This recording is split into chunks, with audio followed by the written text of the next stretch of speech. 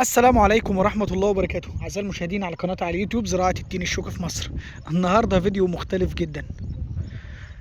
فيديو يعني انت في نفسك وانت بتشاهد الفيديو كده هتقول نفسي يكون عندي مزرعة كده، هتقول نفسي يكون عندي النجاح ده، هتقول كل اللي في نفسك كله لو كنت حابب تستثمر أرض زراعية وبالطريقة دي. ده تين عمر 4 شهور وسط فول سوداني، مفيش مجهود، مفيش تكاليف، خليتها 2 في 1. كبر شجرتك، طلع الورق اللي انا بتكلم عليه، النمو الخضري. لو تلاحظ كل ورق صغير اهو، مفيش انتاج، وبتطلع في وسط فول سوداني تكسب، ما بتسيبش متر فاضي في ارضك. دي الناس اللي عايزه تنجح، دي الناس اللي عايزه تشتغل، دي الناس اللي بتعرف تحط رجليها في المكان الصح. معلومه اضيفها ليك، اللي زرع السوداني دي سنه اولى زراعه، مش عايز اقول لك سنه اولى، هي سنه اولى زراعه والله. اول زرعه يزرعها في حياته في ارض صحراويه، بناء معلومات، ياخد معلومات وينفذ، واختار المكان واشتغل. وادي بسم الله ما شاء الله، ادي التين الشوكي، خط التين الشوكي الصغير والفول السوداني. كلها شهر ونص وخلى على الفول السوداني، وهيزرع بعد منه. انا بقول لك اعتمد على النمو الخضري الفتره الاولانيه، اروي التين، مفيش حاجه مزعلاه في الفتره الاولانيه خالص، واشتغل.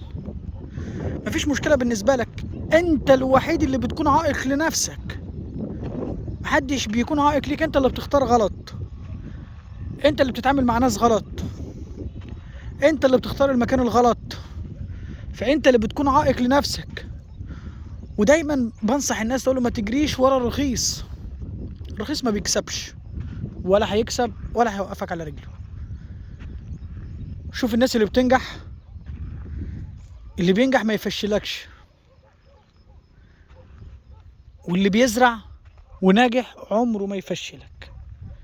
شوية حاجات انا بقولها لك، اللي بيزرع وناجح في مجال الزراعة، ناجح في مجال الزراعة عمره ما يفشلك. لكن لو فشل هيقول لك ابعد. المزارع بالذات، المزارع الوحيد اللي يقول لك على بص على الصح، طالما مفيش فايدة منه او ما بتستفادش او بيفيدك، هو بتاخد منه نصيحة.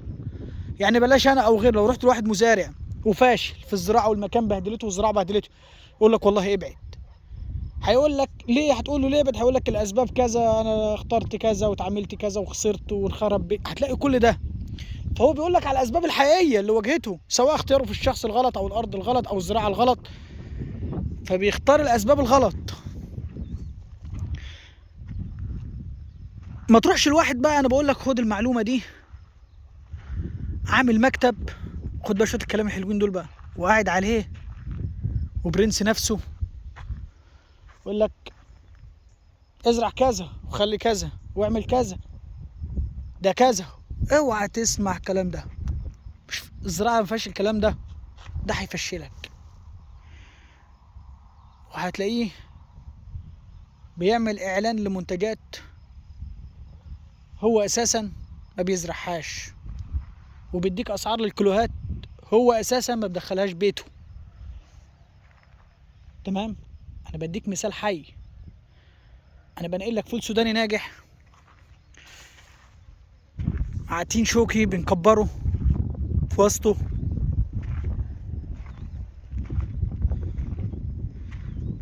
مع تين شوكي كبير، يعني نجاح من جميع الجهات.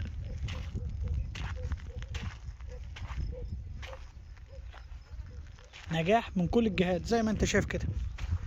انا ماشي معاك بالفيديو، بتكلم معاك، بعتبر بمتعك. شوف كده، ادي التين الشوكي كبير، بسم الله ما شاء الله.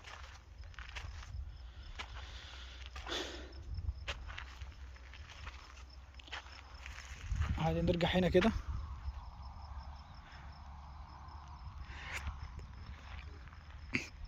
فانت هتقول لي يا عم رامي، انا لو عايز اشتغل اتعامل مع مين؟ هقول لك تتعامل مع مين؟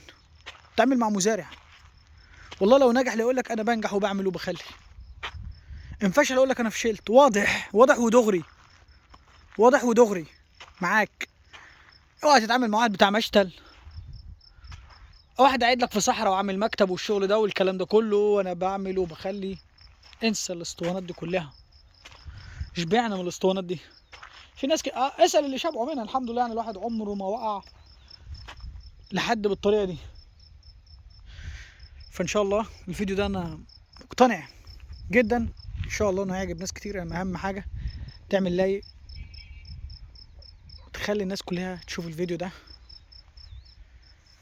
ادعم الفيديو بحيث الناس تشوفه، الناس تستفيد منه، وخلي غيرك يستفيد زي ما انا بفيدك كده، وبتعب وبطلع اصور في الشمس وانزل المزرعه. رغم المزرعه ما فيهاش شغل على فكره، بطلع دوم مجرد اصور الفيديو، لا فيها شغل.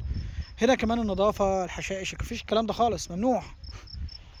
مفيش عندنا تينا اهو يا جماعه، نظافه الحشائش مفيش، ممنوع نظافه وشغل على اعلى مستوى. كل سنه وانتم طيبين، والسلام عليكم ورحمه الله وبركاته.